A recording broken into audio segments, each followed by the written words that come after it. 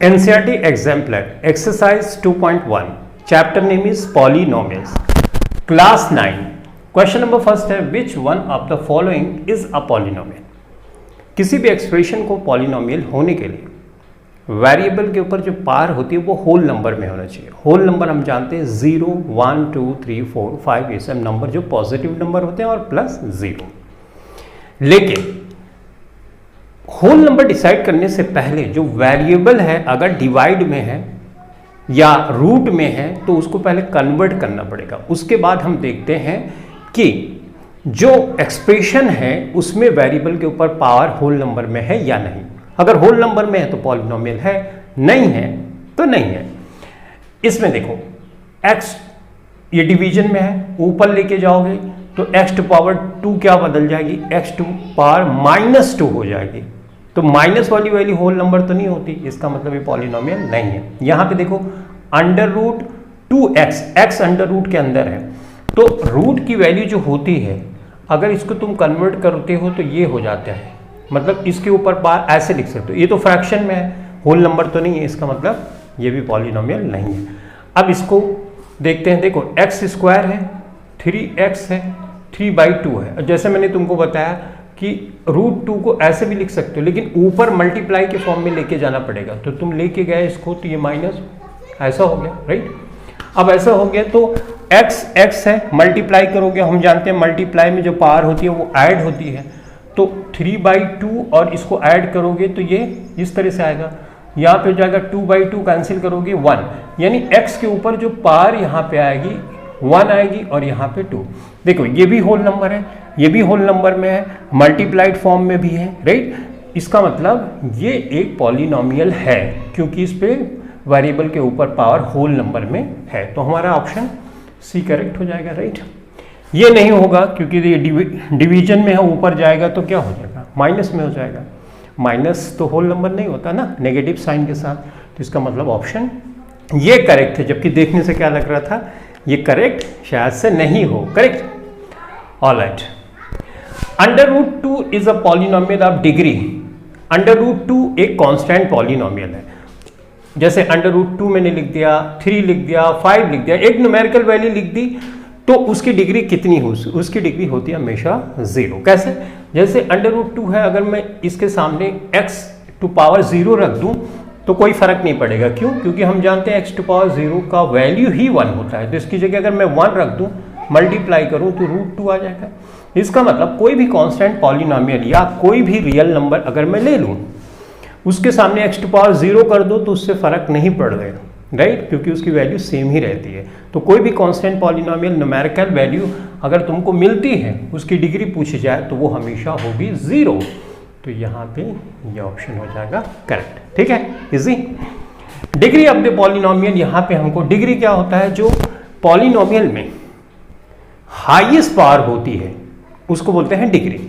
तो इसमें highest power देखने से 5 लग रहा है, 4 है, 3 है, 5 है, 1 है और यहाँ पे 7 सिर्फ है तो क्या होगा, 0 होगा, x टू पावर 0, राइट, जैसा इस क्वेश्चन में बताया। तो मतलब हाईएस्ट पावर यही है। लेकिन यहाँ पे एक प्रॉब्लम ये है कि 0 से मल्टीप्लाई किसी भी नंबर को कर देते हो तो क्या हो जाता है, 0। तो ये दोनों टर्म तो खत्म हो जाएगी। अब उसके बाद बचेगी हमारे पास ये वाली, ये वाली, ये वाली। यहाँ पे 1 है, यहाँ पे 0 है और यहाँ पे 4 है डिग्री। तो हाईएस्ट डिग्री 4 है तो हमारा आंसर हो जाएगा 4। हाईएस्ट पावर 4 है तो डिग्री क्या हो गई, 4 हो गई। तो इस तरह से थोड़ा सा ध्यान देके क्वेश्चन सॉल्व करना है। Degree of the 0 polynomial is, 0 polynomial का मतलब होता है फाइनल जो आंसर है वो 0। तो यहाँ 0 पॉलिनोमियल में अगर मैं x टू पावर 1 रख दूँ, मल्टीप्लाई करूंगा 0 आ जाएगा। अगर मैं इसकी जगह x टू पावर 2 रख दूँ तो तब भी तो 0 ही आएगा, राइट। इसका मतलब ये जो पार है ना 1 2 कोई भी पार ले लो x के ऊपर, वो हमेशा 0 हो जाएगा। तो डिग्री डिफाइन ही नहीं है, नहीं कि हम क्या लें। तो इसमें देख लो कौन सा ऑप्शन करेक्ट है, ये डी वाला ऑप्शन हमने करेक्ट कर दिया। अब यहाँ पे इफ p ऑफ x ये दिया गया है तो देन 2√2 अगर x की जगह रखेंगे तो क्या वैल्यू, यानी वैल्यू ऑफ पॉलिनोमियल हमको निकालनी। और वैल्यू ऑफ पॉलिनोमियल मैंने निकालना तुमको सिखाया, कैसे निकालोगे, ऐसे लिख लोगे, राइट। और x की जगह 2√2 रखते जाओगे, रख दिया, स्क्वायर कर दिया, √2 कर दिया, 2√2 कर दिया, ये x की जगह मैं रख रहा हूँ 1 कर दिया। अब इसको सिंप्लीफाई करोगे, देखो रूट टू अगर 2 बार मल्टीप्लाई करोगे तो सिर्फ सिंपली 2 हो जाएगा। तो यहाँ पे 2 था, स्क्वायर करोगे 2 2 जा 4 हो जाएगा, और 4 2 जा, देखो यहाँ पे 2 है, रूट टू 2 बार मल्टीप्लाई करो 2 हो जाएगा, तो 2 इंटू 2 हो जाएगा, राइट। इसी तरह से 2 रूट 2 ये 2 हो जाएगा, इंटू 2 हो जाएगा, प्लस 1 हो जाएगा, तो ये 4 हो जाएगा, ये 4 हो जाएगा, प्लस 1, 4 से 4 कैंसिल हो जाएगा, क्या प्लस 1 बचा, और ये हो गया हमारा आंसर। तो इस तरह से क्वेश्चन को सॉल्व करना होता है। तो चलो अब आगे के क्वेश्चंस को हम सॉल्व करते हैं। NCERT exemplar exercise 2.1 chapter name is polynomials class 9 question number 6 the value of the polynomial 5x minus 4x square plus 3 when x is equal to -1। तो -1 x की जगह रखना और वैल्यू ऑफ पॉलिनोमियल हमको निकाल लेना है। तो ये तो बिल्कुल इजी सा है। देखो जहाँ जहाँ पे x है मैं -1 कर दूंगा, तो ये -1 किया मैंने, -4 -1 स्क्वायर्ड प्लस 3, ठीक है, प्लस माइनस का -5 1 5। उसके बाद यहाँ पे देखो -1 2 बार मल्टीप्लाई कर दोगे प्लस हो जाएगा, और फिर से माइनस से मल्टीप्लाई करोगे तो फिर से नेगेटिव हो जाएगा, और 4 1 4 हो जाएगा, और ये +3 हो जाएगा, -9 और +3। तो बड़ा क्या है -9, राइट। तो हम यहाँ पे लिखेंगे -6। -6 कहाँ पे है, ये है, तो ये ऑप्शन हो गया हमारा करेक्ट, ठीक है। अब क्वेश्चन नंबर 7 देखते हैं। Question number 7 says if p of x is equal to x plus 3 then p of x and p minus of x is equal to. तो बिल्कुल ये भी आसान है। देखो p ऑफ x तो ऑलरेडी दिया गया है, हमको वैल्यू फाइंड करनी है p ऑफ x और plus p negative x, right.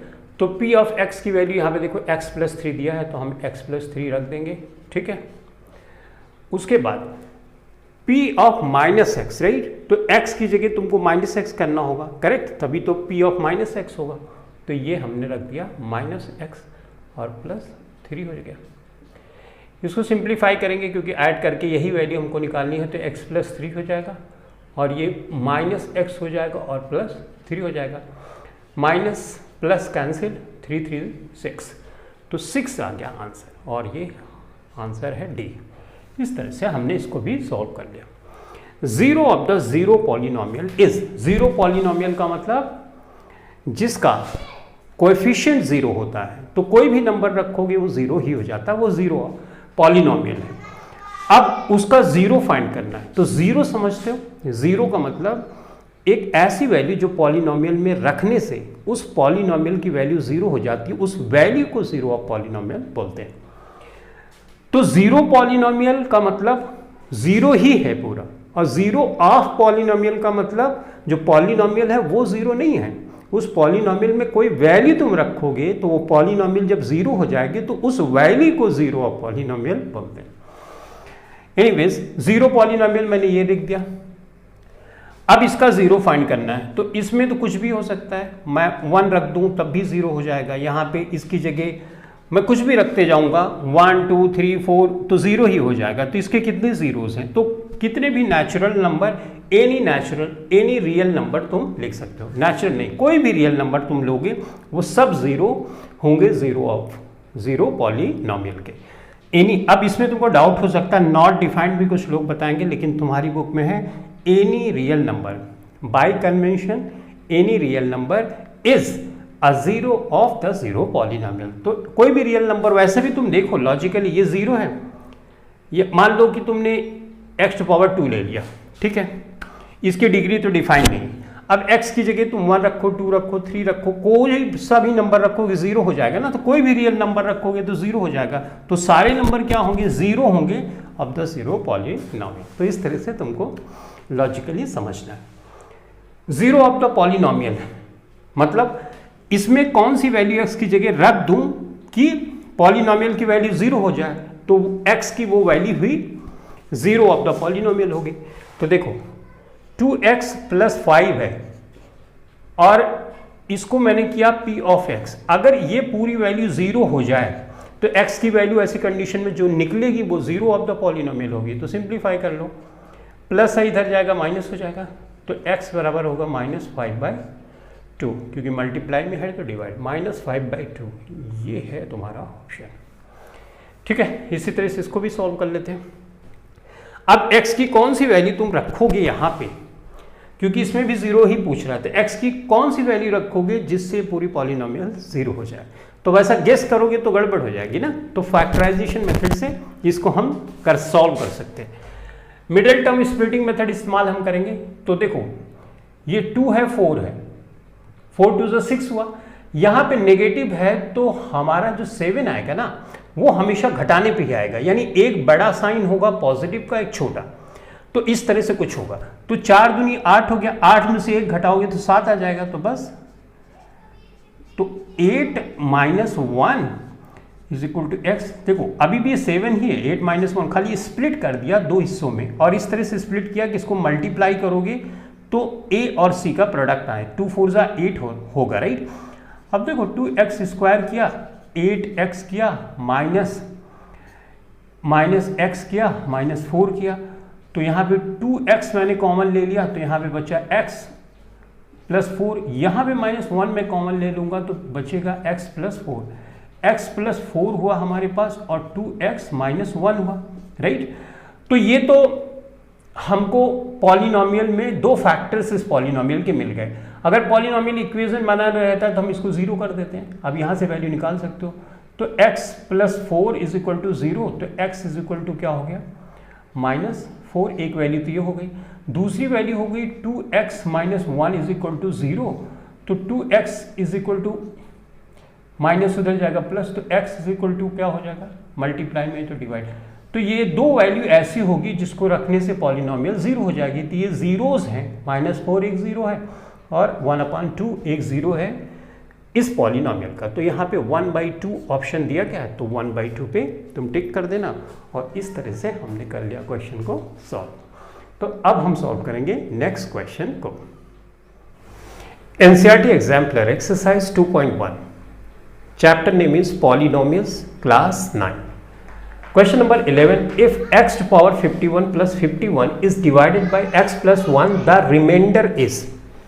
एक तो मेथड ये है कि इस पॉलिनोमियल को अगर इससे डिवाइड करें और लास्ट में जो वैल्यू बचेगी वो रिमाइंडर होती है, लेकिन रिमाइंडर थ्योरम हमको बोलता है कि तुमको ऐसा करने की जरूरत नहीं। डिवाइजर है उसको पहले 0 कर दो, तो x + 1 यहाँ डिवाइजर, उसको मैंने 0 कर दिया और वहाँ की से x की वैल्यू फाइंड कर लिया।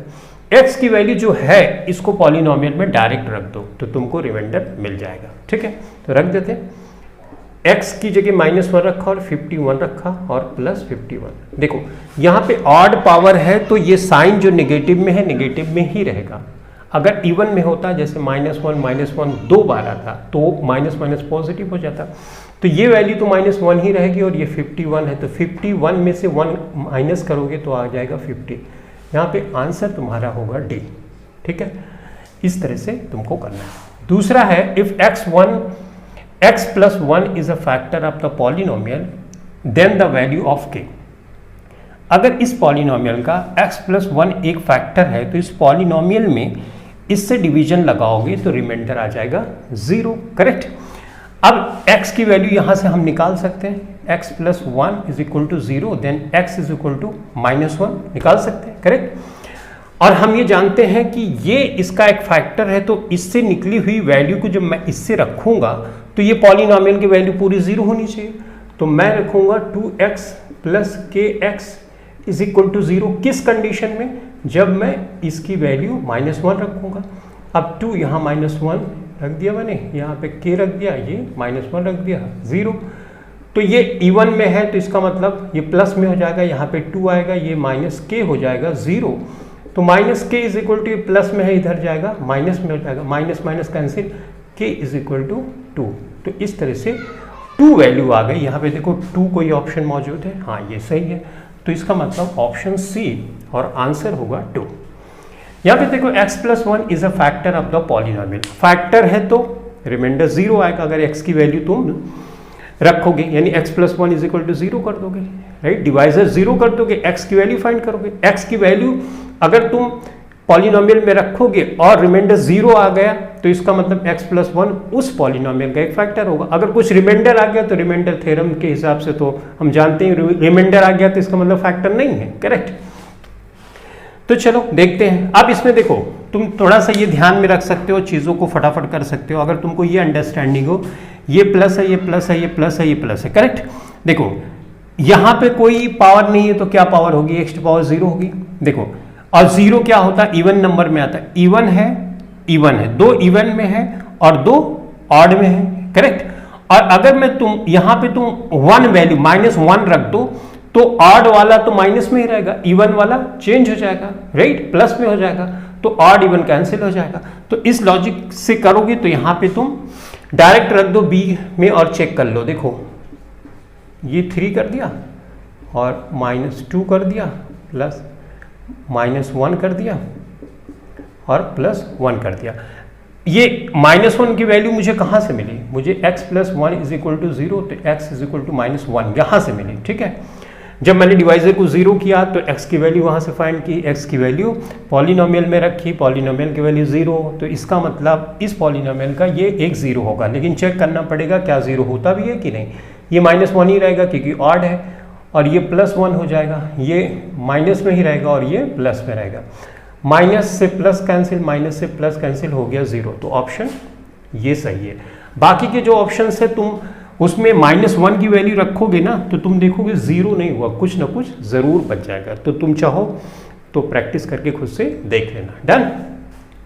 One of the factor of is, ये 2 पॉलिनोमियल्स दिए गए हैं, हमको पूछा जा रहा है 2 इस तरह के एक्सप्रेशन प्लस के साथ अलग करके दिए गए, हमसे पूछा जा रहा है कि इसमें बताओ कि ये जो ऑप्शंस है उसमें से कोई फैक्टर है कि नहीं। तो देखो 25x² -1 है ना, तो 1 का स्क्वायर कर दो तो कोई फर्क नहीं पड़ेगा, राइट। 1 का स्क्वायर 1 ही होता है। और फिर उसके बाद इसको ब्रैकेट में रख देता हूँ और यहाँ पे है 1 + 5x²। इसको मैं ऐसे भी लिख सकता हूँ ना, a² - b² की आइडेंटिटी क्या होती है, ये स्क्वायर कर दिया और -1 का स्क्वायर कर दिया plus 1 + 5x²। Done.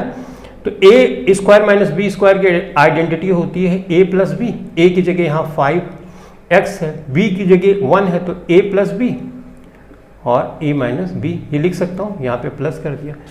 a + 5x² का मतलब इसको मैं 2 बार लिख सकता हूँ, करेक्ट।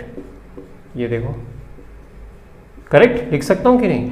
या तुम ऐसे भी लिख सकते हो, इसको 5x+1 लिख दोगे तो कोई फर्क पड़ेगा नहीं, कोई फर्क नहीं पड़ेगा क्योंकि साइन का तो चेंज ही नहीं हो रहा। 5x इधर रख दिया, 1 इधर रख दिया। अब देखो 5x+1 यहाँ पर भी है और 5x+1 यहाँ पर भी है, कॉमन ले सकते हो। कॉमन लोगे तो इससे कैंसिल हो जाएगा, यहाँ पे बचेगा 5x - 1, यहाँ पे ये कैंसिल हो जाएगा और बचेगा 5x+1, राइट। तो देखो -1 है, +1 है, कैंसिल होगा, 5 क्या होगा 10x हो जाएगा, राइट। और यहाँ पे हुआ 5x+1, ठीक है। अब ये 2 फैक्टर्स आ गए इस वाली एक्सप्रेशन का। तो देखो 5x+1 कहीं पे है, ये ऑप्शन ही नहीं दिएगा। 10x कहीं है, 10x है, तो यही हो गया ऑप्शन हमारा सही है, ठीक है। अब नेक्स्ट करते हैं जो कि है क्वेश्चन नंबर 15। क्वेश्चन नंबर 15 में बोला जा रहा है द वैल्यू ऑफ, ये निकालना है हमें, a² - b² का फॉर्म है, राइट। तो a² - b² हम जानते हैं, फिर से करता हूँ ताकि तुमको दिखाई भी पड़े प्रॉपरली। देखो 249 का स्क्वायर -248 का स्क्वायर, यानी a² - b², तो स्क्वायर से भी लिख सकता हूँ a + b, a की जगह ये है, b की जगह ये, और a - b 249 - 248 कर सकता हूँ। ऑलराइट, इसको जोड़ना पड़ेगा। 9 × 10 = 17, 4 × 4 = 8, 1 9 और 2 2 4, 497 आ गया। यहाँ से 249 से 248 घटाओगे कितना आएगा, 1 आएगा। तो आंसर हमारा आ गया 497। 497 देखो कहीं पे ऑप्शन है, ये ऑप्शन है 497, तो ये डी ऑप्शन यहाँ पे हो गया हमारा करेक्ट। तो इस तरह से हमने क्वेश्चंस को सॉल्व कर लिया, ठीक है। ऑलराइट, तो चलो अब हम सॉल्व करते हैं। आगे के क्वेश्चंस जो इस एक्सरसाइज में हमको दिए गए हैं। ठीक है, NCERT exemplar exercise 2.1 question number 16 the factorisation of 4x square plus 8x plus 3 is. हमको इस पॉलिनोमियल को फैक्टराइज करना है, किस मेथड से? By splitting middle term. मैं इसके बारे में कई बार बता चुका हूँ। देखो सिंपल, यहाँ पे a और c का प्रोडक्ट हुआ 12 और ये प्रोडक्ट आया पॉजिटिव में, तो 8 जो आएगा वो फैक्टर्स को जोड़ के ही आएगा। तो 4 दिए 12, या मैं बोलूँ 6 दूनी 12, 6 दूनी 12 बोलूँगा तो 6 और 2 आ रहा है उसमें, तो 6 और 2 जोड़ूंगा तो 8 आ जाएगा। 4x square plus 6x plus 2x, right. 8x को मैंने 2 टर्म में स्प्लिट कर दिया, तोड़ दिया। अब इसमें मैं कॉमन ले रहा हूँ 2x, तो यहाँ पे बचेगा 2x, 2 3 ज़ा 6 और यहाँ पे प्लस 1 कॉमन लूँगा तो 2x प्लस 3 बच जाएगा। अब यहाँ पे 2x प्लस 3, 2x प्लस 3 दोनों में कॉमन है तो बचा 2x प्लस 1, राइट। तो इसके फैक्टर हो गए 2x प्लस 3, 2x प्लस 1, ऐसा कहीं पे है 2x प्लस 3, 2x प्लस 1, और तो कुछ ऐसा नहीं है, राइट। तो इसका मतलब बी वाला ऑप्शन ही करेक्ट है। देखो मिडिल टर्म की हेल्प से, मिडिल टर्म स्प्लिटिंग मेथड की हेल्प से कैसे स्प्लिट करना है, ये सब चीज़ें मैं बहुत डिटेल में समझा चुका हूँ। तो तुमने अगर वो क्लास अटेंड नहीं की तो एक बार देख लो, ताकि हर क्वेश्चन तुमको नया नहीं लगे, करेक्ट। चलो इसी बात के साथ हम शुरू करते हैं next question. Which of the following is a factor of, इसमें से कौन से फैक्टर्स हैं? तो पहले फैक्टर बनाएंगे। अब इसमें आइडेंटिटी का इस्तेमाल करेंगे। a प्लस बी का होल क्यूब का आइडेंटिटी मैंने सिखाया, ट्रिक भी बताई थी कि कैसे तुमको याद करना। देखो मैं कैसे लिख रहा हूं, x plus y to whole cube. Identity में कैसे लिख रहा हूं, ध्यान देना। मैंने लिखा है यहां पे 3 2 1। अब इधर से लिख रहा हूं y cube y square, sorry यहां से लिखेंगे ऐसे, वाई क्यूब वाई स्क्वायर और वाई। उसके बाद यहाँ 3 है तो 3 यहाँ पे हमने ऐड कर दिया और सब जगह प्लस कर दो, ये प्लस कर दो। तो इसको जब ओपन करोगे तो ये आएगा, तो मैंने इसको ओपन कर दिया और ये आ गया। उसके बाद हमारे पास बचा है x cube plus y cube बचा है, राइट। तो देखो ये प्लस में है, ये माइनस में है, कैंसिल, ये प्लस में है, ये माइनस में है, कैंसिल।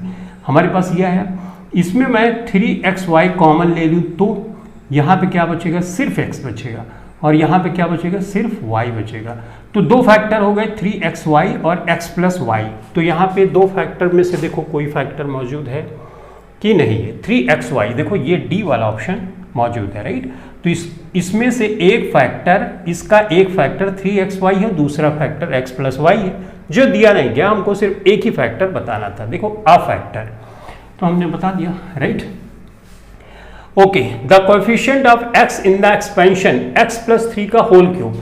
अब आइडेंटिटी का इस्तेमाल फिर से करेंगे। देखो x प्लस 3 का होल क्यूब, मैं इसको लिखूंगा तो लिखूंगा x cube x square x। अब इधर से लिखूंगा b की जगह 3 है तो 3 क्यूब 3 का स्क्वायर और 3।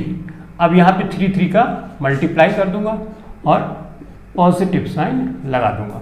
सिंप्लीफाई करूंगा, ये 3 3 का 9x स्क्वायर हो जाएगा, 3 3 9, 9 3 27, 27x, और ये हो जाएगा 27। क्वेश्चन में हमसे पूछा जा रहा है कि x का कोएफिशिएंट क्या होगा। x का कोएफिशिएंट, x के सामने जो वैल्यू लिखी है वही कोएफिशिएंट है, प्लस 27। यहाँ पे देखो 27 कहीं है, हाँ ये ऑप्शन, तो डी ऑप्शन हमारा करेक्ट हो गया। तो आइडेंटिटी अगर पता है तो ये कर लोगे, नहीं पता होगी तो थोड़ी सी मुश्किल होगी, तो इसलिए आइडेंटिटी ध्यान से याद कर लेनी चाहिए, जो कि थोड़ी सी आइडेंटिटीज है। अब इसको सॉल्व करते हैं। Value of x cube minus y cube हमको निकालना है, ठीक है भाई। देखो इसका एक्सपेंशन क्या होता है, एक्स माइनस वाई क्यूब का एक्सपेंशन अगर हम करते हैं तो आता है हमारे पास x minus y, x square plus y square और प्लस एक्स वाई, ये इसका एक्सपेंशन होता है, ठीक है।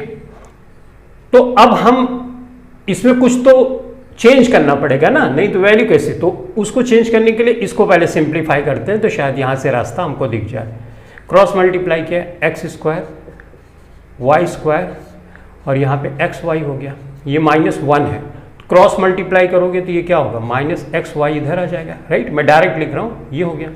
तो x square plus y square की जगह -xy रख सकता हूँ, यानी इतनी जगह पे तो मैं रख देते हैं, तो -xy और प्लस xy, राइट।